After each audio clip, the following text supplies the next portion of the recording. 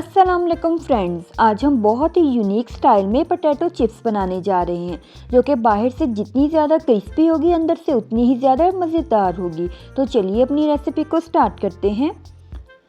सबसे पहले आलू लेकर उनका छिलका उतार लेंगे और इस तरह से छोटे छोटे पीसेस में कटिंग कर लेंगे। एक सॉसपैन के अंदर शामिल कर देंगे, साथ ही पानी शामिल कर देंगे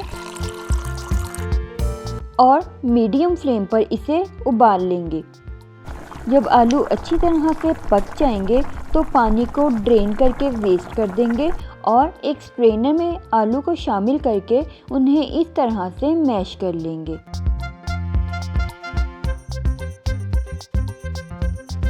जब अच्छी तरह से मैश हो जाएंगे तो फिर इसमें कॉर्नफ्लोर और पिसी हुई चीनी शामिल करके चम्मच की मदद से अच्छी तरह से मिक्स कर लेंगे और बिल्कुल हार्ड सी डो रेडी कर लेंगे।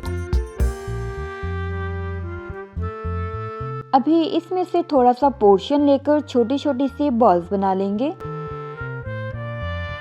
और फिर इन्हें फ्राई कर लेंगे। फ्राई करने के लिए हमने पहले से एक पैन के अंदर कुकिंग ऑयल शामिल करके गर्म होने के लिए रख दिया था। मीडियम फ्लेम पर जब गर्म हो जाए तो फिर बॉल्स को शामिल करेंगे और इस तरह से पैन को घुमा घुमा कर इन्हें फ्राई कर लेंगे।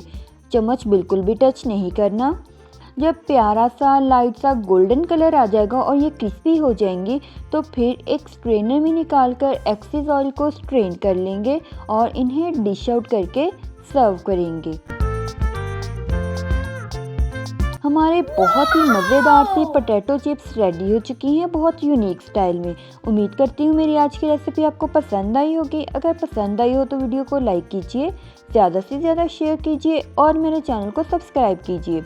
अभी मिलेंगे अपनी नई रेसिपी के साथ, तब तक के लिए अल्लाह हाफिज़।